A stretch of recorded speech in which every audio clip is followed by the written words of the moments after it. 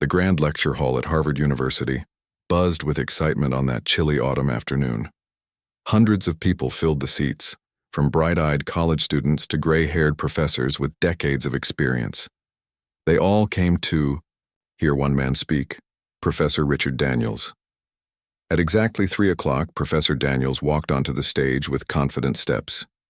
He was tall and lean, with silver-streaked hair and glasses that made his eyes look bigger than they were.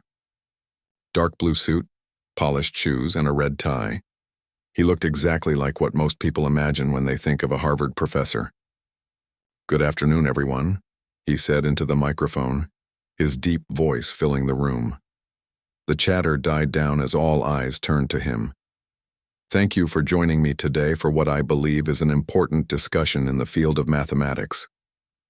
Behind him, a giant screen lit up with complex equations and symbols. Most people in the audience nodded, understanding the intimidating math. A few looked confused but tried not to show it. For those who have just joined us, I'm Professor Richard Daniels. I've spent the last 30 years of my life studying this particular mathematical problem. He gestured to the screen with a laser pointer. The Henderson paradox, as we call it in our field. He began to explain the problem in detail. His hands moved as he spoke, drawing invisible shapes in the air. His voice rose and fell with the rhythm of someone who truly loved what they were talking about. "This paradox has puzzled the greatest minds for nearly 50 years, he continued. "My colleagues at MIT, Stanford, Oxford, we've all attempted to solve it, using every method known to mathematics." The professor paused, looking out at the sea of faces. Some were typing notes on laptops, others were scribbling in notebooks. All were giving him their complete attention, and that brings me to the conclusion of my 30 years of research. Another pause, longer this time. "This problem cannot be solved." A murmur rippled through the crowd. "Not with our current understanding of mathematics," he added. "Some problems simply have no solution. This is one of them. The proof I've developed confirms it beyond any reasonable doubt." In the back row of the auditorium, almost hidden behind a tall college student, sat a small boy with curly black hair and bright eyes. He wasn't supposed to be there, not really. His mother, Dr. Lily Chen, had received a last-minute invitation to the lecture. She couldn't find anyone to watch her son after school, so 9-year-old Alex came along with a backpack full of comic books and snacks to keep him busy. But Alex wasn't reading his comics. From the moment Professor Daniels had started speaking, the boy had been watching with unusual interest for someone his age. When the equations appeared on screen, instead of getting bored like most kids would, he leaned forward in his seat. "Mom," he whispered, tugging at his mother's sleeve. "I need paper." Dr. Chen, trying to focus on the lecture, absently handed him her notepad and pen, expecting him to draw or doodle. But Alex didn't draw. Instead, he began writing numbers and symbols, his small hand moving quickly across the page. On stage, Professor Daniels was now taking questions from the audience. A student in the front row asked about applying quantum computing principles to the problem. "An excellent question," the professor replied. "But even quantum approaches fall short here. The paradox remains unsolvable even in that framework." A woman in a tweed jacket asked about historical attempts to solve the problem. "Yes, even Feynman himself tried back in the 70s, Professor Daniels answered with a small smile. He couldn't crack it either, though he came closer than most. The questions continued. Each one met with the same conclusion from the professor. The problem had no solution. His certainty was absolute, backed by decades of work and the failed attempts of the world's best mathematicians. Meanwhile, Alex had filled 3 pages with calculations. His mother finally noticed what he was doing and gave him a curious look. "What are you working on?" she whispered. "I think there's another way," Alex said, not looking up from his paper. "He's looking at it wrong." Dr. Chen raised her eyebrows. Her son was gifted in math, yes, but this was a Harvard-level problem that had stumped professionals for decades. She smiled gently and patted his hand. "That's very creative thinking, honey." But Alex wasn't listening anymore. He had filled a 4th page and was checking his work, running his finger along lines of calculations, nodding to himself. Then, to his mother's horror, he raised his hand. "Alex, no," she whispered urgently. "This isn't your elementary school classroom." But it was too late. The student managing the audience microphone had spotted the small hand waving in the back and, perhaps amused by the sight of a child at such an advanced lecture, was already walking toward them. "Alex, please, don't," Dr. Chen whispered, her face flushing with embarrassment. "Professor Daniels is a world-famous mathematician, but Mom, he's wrong," Alex said simply, as if pointing out that someone had misread the time. The microphone reached their row. The student holding it looked at Dr. Chen questioningly, a smile playing on his lips, clearly expecting her to take it. Instead, to everyone's surprise, Alex reached for it. I have a question," he said, his voice suddenly amplified throughout the hall. Hundreds of heads turned to look at the source of the unexpectedly young voice. On stage, Professor Daniels peered toward the back of the room, unable to see clearly who had spoken. "Yes?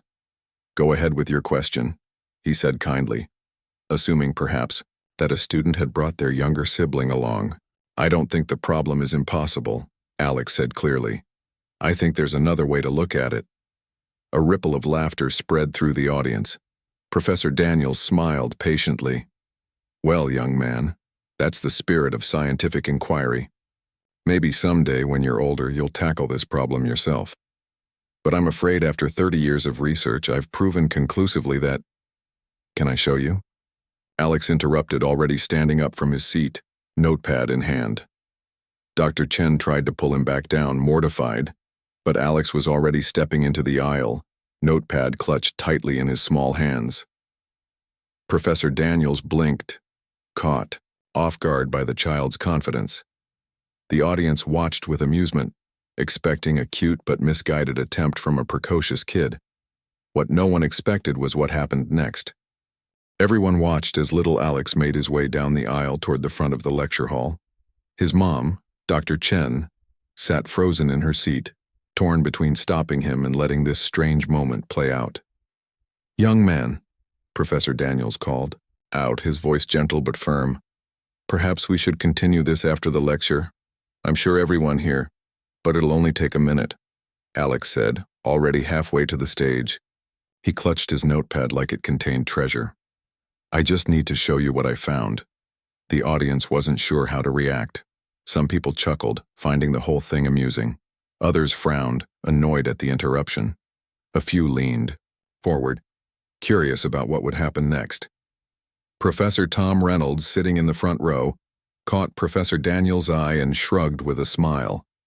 "Let the kid talk, Rich," he said loudly enough for everyone to hear. "Could be interesting." With a sigh that was half amusement and half resignation, Professor Daniels nodded. "All right, young mathematician, come up here and show us what you've got." Alex climbed the steps to the stage, his sneakers making soft squeaking sounds on the polished wood. He looked tiny next to the tall professor, the top of his curly head barely reaching the man's elbow. "What's your name?" Professor Daniels asked, bending slightly to talk to the boy. "Alex Chen," he replied, his voice suddenly a bit quieter now that he was standing on stage with hundreds of eyes watching him. "And how old are you, Alex?" 9. Almost 10 next month." This drew a wave of chuckles from the audience. "Professor," Daniels smiled genuinely. "Well, Alex, the floor is yours, but please be quick. We have many questions from the audience to get through." Alex nodded and turned to face the giant screen with the equations. "Can I use the whiteboard instead? I need to write some things." Professor Daniels raised his eyebrows but gestured to the large whiteboard on the side of the stage. "Be my guest." Alex walked over, looking suddenly very small next to the massive white surface. He stood on his tiptoes, stretching his arm as high as he could, but could only reach the bottom portion of the board. Without a word, Professor Daniels grabbed a nearby stool and placed it in front of the whiteboard. Alex smiled gratefully and climbed up. "So?" the boy began, sounding much more confident than a 9-year-old should in this situation. "The Henderson paradox has this part that everyone gets stuck on." He started writing on the board, copying one of the equations from the professor's slide but changing some symbols. In the audience, Dr. Chen watched with a mixture of pride and embarrassment. Her son was brilliant with numbers, always had been, but she never imagined he'd understand something at this level. Part of her wanted to sink into her seat and disappear. Another part wanted to stand up and announce to everyone that this was her son. On stage, Professor Daniels watched with growing interest as Alex's small hand moved across the whiteboard. The boy wasn't writing random numbers, he was actually working through a legitimate mathematical approach. You see, Alex continued, everyone tries to solve it this way. He pointed to a symbol on the board. But what if we look at it differently? What if instead of seeing it as a paradox, we see it as a picture? A picture? Professor Daniels repeated, his brow furrowed. Yeah, like how some numbers make shapes. Like how 3, 4, and 5 make a triangle with right angles. Remember the blocks we used in second grade? If you put them together different ways, you get different shapes, but the same number of blocks. The professor blinked, trying to follow the child's reasoning. You're talking about geometric representations? I guess so. Alex shrugged, not knowing the fancy term. But look, if we draw it out this way. He started sketching what looked like a strange diagram next to his equations. The problem isn't trying to solve for this unknown number. It's about finding the right shape that makes all the parts fit together. In the audience, the initial amusement was fading, replaced by genuine curiosity. The student who had given Alex the microphone was now filming with his phone. Professor Reynolds in the front row had pulled out his notebook and was taking notes. Dr. Chen noticed other mathematicians in the audience leaning forward, whispering to each other, pointing at what her son was drawing. One woman with gray hair and bright red glasses was nodding slowly, her eyes wide with what looked like amazement. Back on stage, Professor Daniels had gone very quiet.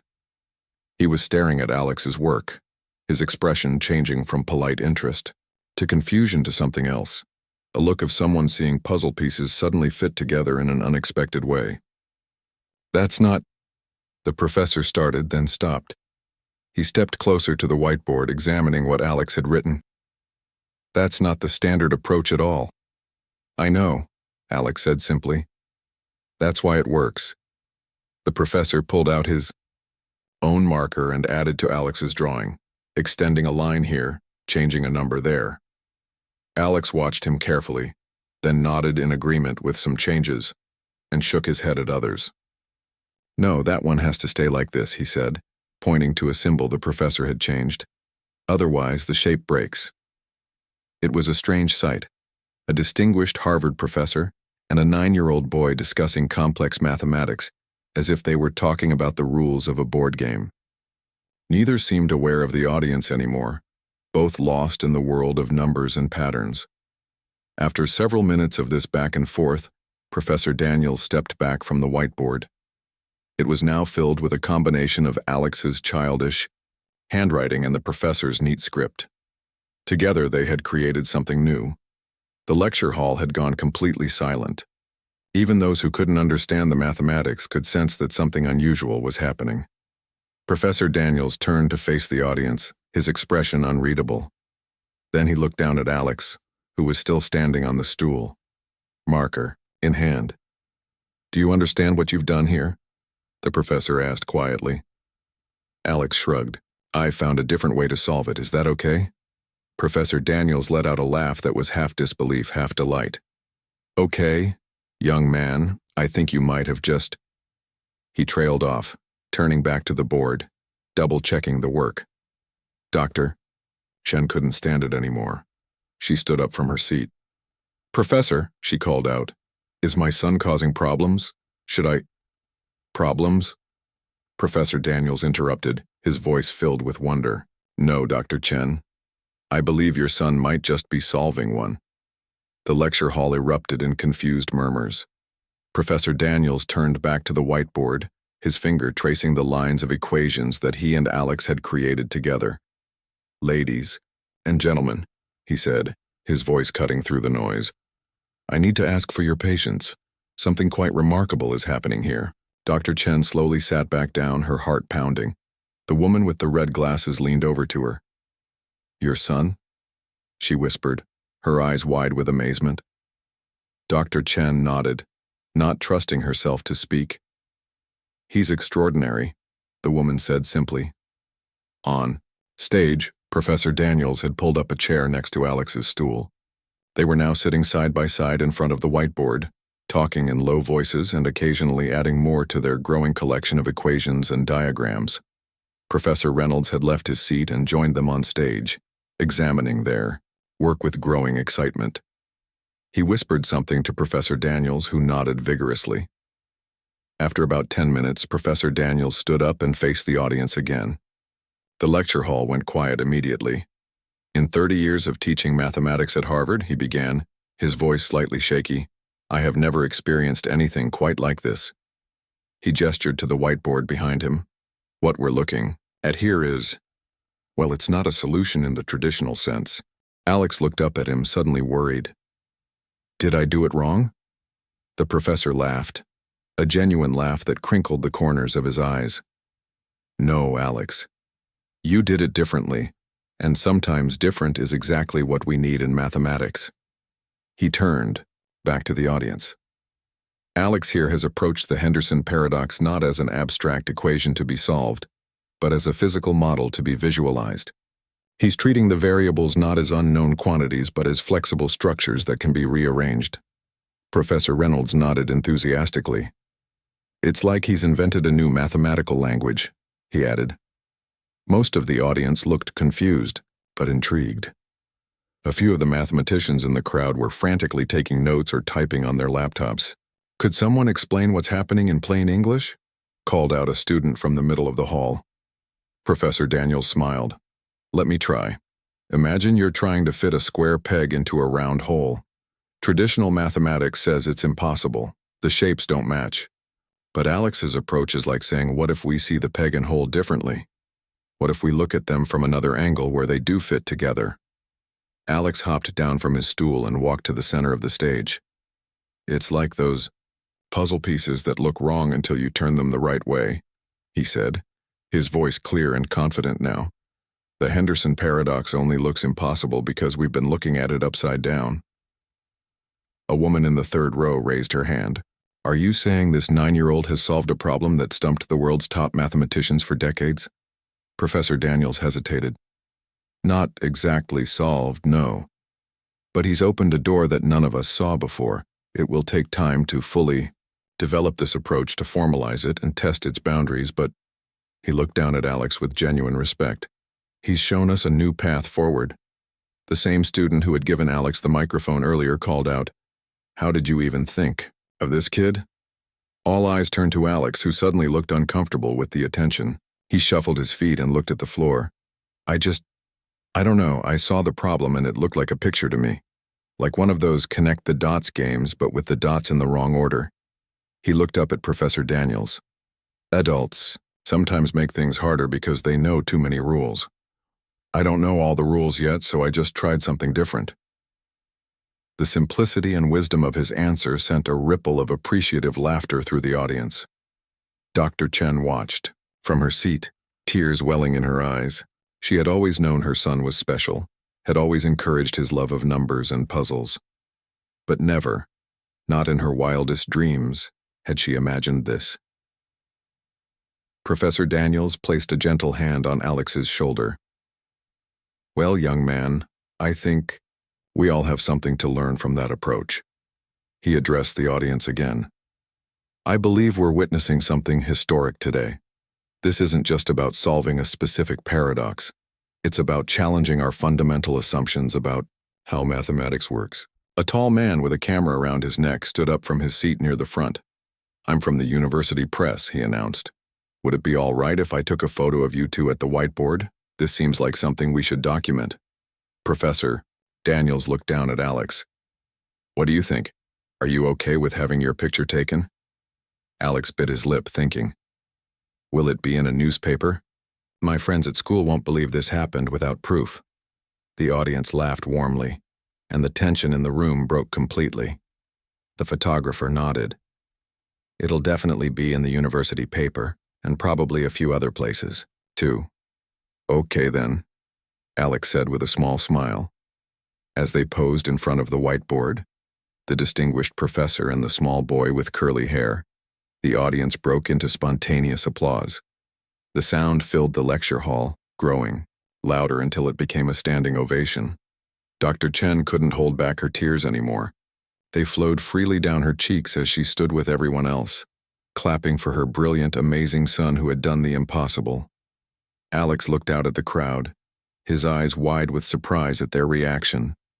Then he spotted his mother and waved excitedly, pointing to the whiteboard as if to say, "Look what I did, Mom." In that moment, despite all the equations and theoretical breakthroughs, despite the prestigious setting and the academic significance of what had just happened, Alex was just a 9-year-old boy, proud to show his mother what he had accomplished. The days that followed were a whirlwind. The photograph of Alex and Professor Daniels standing in front of the whiteboard made it into the university paper the very next morning. By noon, it had been picked up by the Boston Globe.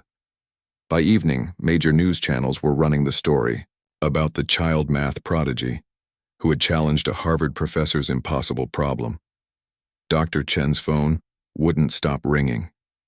University representatives, news reporters, even a publisher interested in turning the story into a children's book. Everyone wanted to talk about Alex. Through it all, Alex himself seemed largely unfazed.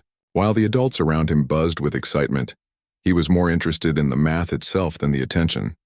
Each afternoon after school, he would visit Professor Daniels at his office where they continued to work on developing the new approach. "I don't understand why everyone's making such a big deal," Alex said one day as he sat cross-legged on the floor of the professor's office, surrounded by paper covered in equations. "I just saw the problem differently." Professor Daniels looked up from his desk. "That's exactly why it is a big deal, Alex. Seeing things differently, truly differently, is perhaps the rarest skill in science. Most of us spend our entire careers learning to think inside the same box." Alex wrinkled his nose. "That sounds boring."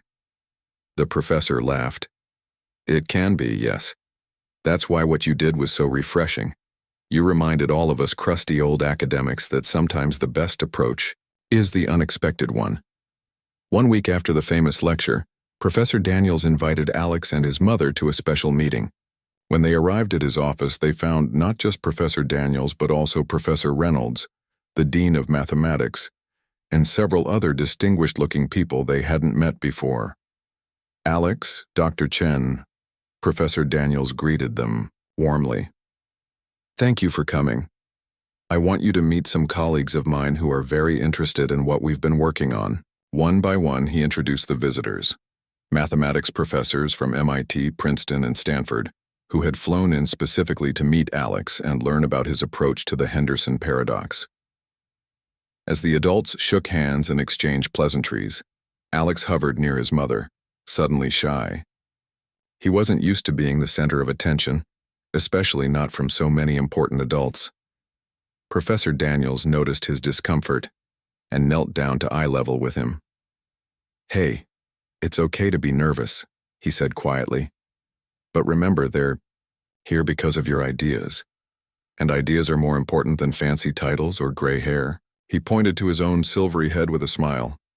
This made Alex giggle, breaking the tension. The meeting began with Professor Daniels explaining their progress over the past week. Using Alex's visual approach as a foundation, they had begun developing a more formal mathematical framework that could potentially apply to other unsolved problems as well.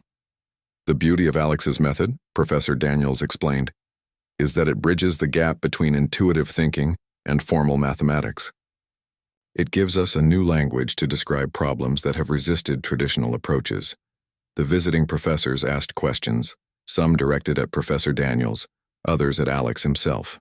At first, Alex answered in short, quiet sentences. But as the discussion continued, his natural enthusiasm for the subject took over. Soon he was drawing diagrams on the whiteboard, explaining his thought process with growing confidence. "It's like when you look at clouds," he said at one point. "Some people see a dragon, others see a boat. The cloud is the same, but what you see depends on how you look at it. Math can be like that too." The Princeton professor nodded thoughtfully. "Out of the mouths of babes," he murmured. After 2 hours of discussion, the Dean of Mathematics cleared his throat. "I think we've kept young Alex here long enough for one afternoon," he said. "But before we conclude, I have a proposal to make." Everyone turned to look at him expectantly. "What we're witnessing here is the birth of a potentially revolutionary mathematical concept," the Dean continued. "I believe it deserves proper development and exploration. With that in mind, I'd like to establish a special research project, the Chen Daniels Visual Mathematics Initiative." Dr. Chen gasped softly. Alex looked confused. "What's that mean?" he whispered to his mother. Before she could answer, the Dean went on. "This initiative would provide funding for Professor Daniels to continue working with Alex on developing this approach, as well as resources to bring in other mathematicians who might benefit from applying it to their own work." "Are you saying you want to hire my son?" Dr. Chen asked, sounding both proud and concerned. The Dean smiled. "Not exactly. Alex is still a child and his education and well-being come first. What we're proposing is a flexible arrangement where Alex would work with Professor Daniels as his mentor, perhaps once or twice a week after school or on weekends. Nothing that would interfere with his normal childhood or education." "Professor," Daniels added, "think of it as an extremely advanced math club, Alex. We'd be exploring problems together, testing your approach on different challenges. It would be fun, I promise." Alex's eyes lit up. "Would we get to use the big whiteboard in the lecture hall again?" All the adults laughed. "Absolutely," Professor Daniels assured him. "The biggest whiteboard we have." Alex turned to his mother. "Can I do it, Mom? Please?" Dr. Chen looked at her son's excited face, then at the circle of distinguished mathematicians, who had been so thoroughly impressed by her 9-year-old's way of thinking. She felt a surge of pride so strong it almost brought tears to her eyes again. "Of course you can," she said, "as long as it makes you happy." "Yes." Alex pumped his fist in the air, causing another round of laughter. As they were leaving the meeting, the reporter from the university press was waiting in the hallway. "Any chance I could get a statement about the new initiative?" he asked. Professor Daniels looked at Alex. "Would you like to say something for the paper?" Alex thought for a moment, then nodded seriously. "Tell them that impossible problems are only impossible until someone looks at them differently, and sometimes that someone might be a kid."